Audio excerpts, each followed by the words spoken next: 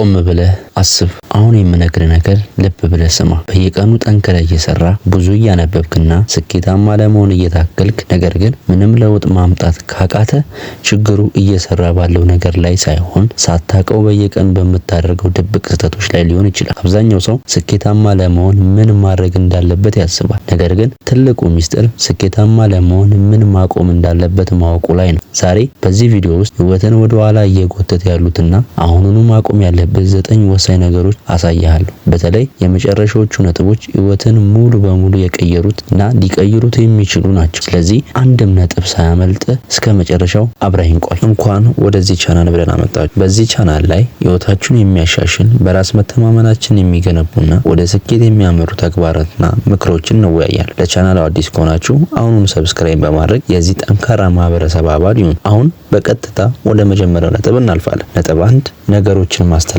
ወይም ነገ ሰራዋለሁ ማለት። የመጀመሪያውና ትልቁ የስኬት ጠላት ነገሮችን ማስተላለፍ ነው። ይሄም ሰኞ እሰራለሁ፣ ሰኞ ጀምራለሁ፣ ከሚቀጥለው ወር ስራ ጀምራለሁ፣ ከሚቀጥለው ወር ስፖርት ጀምራለሁ እያልክ ስንት ጊዜ ራስን አታላል። ሳይንቲስቶች እንደሚሉት ነገሮችን ማስተላለፍ የስንፍና ምልክት አይደለም። ይልቁንም አእምሮአችን ከአስቸጋሪና ጉልበት ከሚጠይቁ ስራዎች ለመሸሽ የሚያደርገው የስነልቦና መከላከያ ነው። ነገር ግን እውነታው ይሄ ነው። ነገ የሚባል ቀን የለም። ዛሬ የማታደርገው ነገር ነገ የማታደርገው። ስኬታማ ሰዎች ስራ ስሜት ሲመጣላቸው አይሰሩ። መደረግ ካለበት አሁኑኑ ያደርጉት። ነጥብ 2 የሰዎችን አስተያየት ከመጠን በላይ መጨነቅ። ሁለተኛው ማቆም ያለብህ ነገር ሰዎች ምን ይሉኛል ብሎ ማሰብ ነው። አዲስ የቢዝነስ ሀሳብ ኖሮ ወይም የዩቲዩብ ቻናል መክፈት ፈልገ በሰዎች ትችትና ፍርሃት የተነሳ የተውከው ስንት ስራ አለ። አንድ ነገር ልንገር፣ ሰዎች አንተ ብታሾፍም ቢጠፉም ማውራታቸው አያውቁም። ልዩነቱ ግን እነሱ ስለ አንተ እያወሩ ህይወታቸው ባለበት ይቆያል። አንተ ግን የእነሱን ወሬ ሰምተ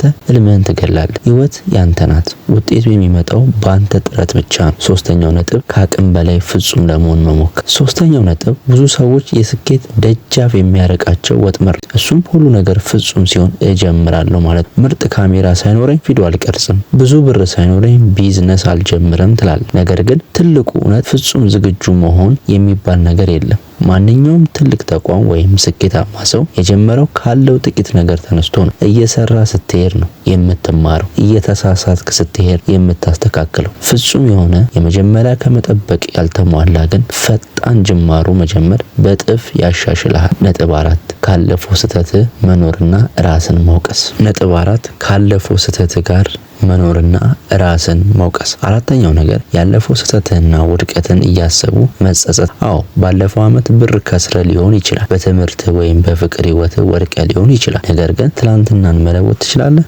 በፍጹም። ያለፈው ታሪክ አንተን እንዲያስተምርህ እንጂ እዚያው እንድትኖር ሊያስራ አይገባም። ስኬታማ ሰዎች ውድቀትን እንደ መጨረሻ ሳይሆን ወደ ቀጣይ ደረጃ ለመሸጋገር እንደ መማሪያ መንገድ ነው የሚያዩት። ካለፈው ስህተት ተማር፣ ይቅርታ አድርግና ፊትህን አዙረ ህይወትን ቀጥል። ነጥብ 5 ራስን ከሌሎች ሰዎች ጋር ማወዳደር። አምስተኛው ማቆም ያለብህ ነገር ራስን በሶሻል ሚዲያ ላይ ከምታያቸው ሰዎች ጋር ማወዳደር ነው። ሰዎች በኢንስታግራም እና በቲክቶክ ላይ የሚያሳዩት የህይወት ምርጥና የተሳካለት ክፍልን ብቻ ነው። አንተ ግን ያንን አይተህ ያንተን የድካምና የትግል ህይወት ከነሱ ጋር ታወዳድራል። ይህ አላስፈላጊ ውድድር በራስ ላይ እንድትጠራጠርና ተስፋ እንድትቆርጥ ያደርጋል። ልትወዳደር የሚገባው ብቸኛ ሰው የትላንትናው ራስን ብቻ ነው። ከትላንትናው ማንነት 1% እንኳን መሻሻል ካሳየ አንተ ቀስ በቀስ እያሸነፍክ ነው። ነጥብ 6 ሁሉንም ሰው ደስተኛ ለማድረግ መሞከር ነው። ስድስተኛው ነጥብ እምቢ ማለት አለመቻል። ሁሉንም ሰው ደስተኛ ለማሰኘት ስትል የራስህን ጊዜ፣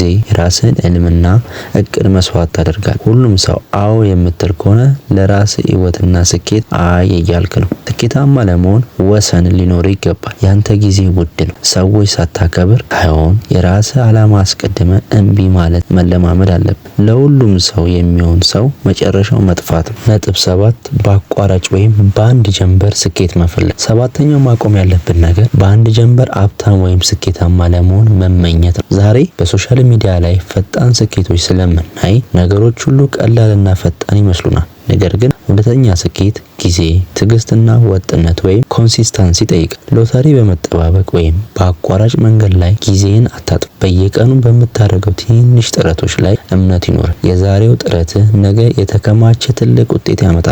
ነጥብ 8 መጥፎና ተስፋ አስቆራጭ ጓደኞች መያዝ። 8ኛው ነጥብ በዙሪያ ያሉ ሰዎች በጥንቃቄ አለመምረጥ። አንድ ታዋቂ አባባል አለ፣ የቅርብ 5 ጓደኞችን አሳየኝ ያንተ የወደፊት ህይወትን እነግርሃለሁ። በዙሪያ ያሉ ሰዎች ሁልጊዜ የሚያማርሩ፣ ስለ እድገት የማያስቡና ሰነፎች ከሆኑ አንተም ሳታውቀው እነሱን ትመስላለህ። ትልቅ ህልም ያላቸው አንተን ወደፊት የሚገፉና ስትወድቅ የሚያነሱ ሰዎች ፈልገ ተቀላቀል። የአስተሳሰብ ለውጥ የሚጀምረው ከምትውልባቸው ሰዎች ነው። ነጥብ 9 ምቾት ቀጠና ውስጥ መደበቅ። እናም የመጨረሻው የህይወትን ሙሉ በሙሉ የቀየረው ነጥብ በምቾት ቀጠና ውስጥ መኖር ማቆም ነው። ምቾት ቀጠና ማለት ምንም አዲስ ነገር ሳትሞክር፣ አደጋ ሳትወስድ፣ በለመድከው አነስተኛ ገቢና ኑሮ ውስጥ ተወስነ መኖር ማለት። በዚህ ቦታ ላይ ሰላም ያለ ይመስላል፣ ነገር ግን በምቾት ቀጠና ውስጥ ምንም አይነት እድገት አይበቅም። አዲስ ነገር ለመጀመር ስትሞክር ፍርሃት ሊሰማ ይችላል። ያ ፍርሃት ግን እያደግክ መሆንን የሚያሳይ ምልክት ነው። አዳዲስ ሰዎችን አገኝ፣ አዳዲስ ክህሎቶችን ተማር፣ ህይወትን የሚቀይሩ ከባባድ ውሳኔዎችን ዛሬ ወስን። በመጨረሻም እንግዲህ ጓደኞች እነዚህን 9 ነገሮች መስራት ከጀመራችሁ በሚቀጥለው ጥቂት ወራት ውስጥ በህይወታችሁ ላይ የምታዩት ለውጥ ያስደንቃችኋል። ከነዚህ 9 ነጥቦች ውስጥ ለአንተ በጣም ከባድና ዛሬውን ማቆም የምትፈልገው የትኛው ነው? ኮሜንት ላይ አጋራኝ። እያንዳንዱን ኮሜንት እያነበብኩ መልሳለሁ። ይሄ ቪዲዮ ጠቃሚ ሆኖ ካገኘው ላይክ ማድረጉን በፍጹም እንዳትረሳ። ለጓደኞችም እንዲደርስ ሼር አድርገው። ለበለጠ አነቃቂ ቪዲዮ ቻናሉን ሰብስክራይብ ማድረግ እንዳትረሳ። በሚቀጥለው በአዲስ ቪዲዮ በአዲስ ሀሳብ እንገናኛለን። ቻው።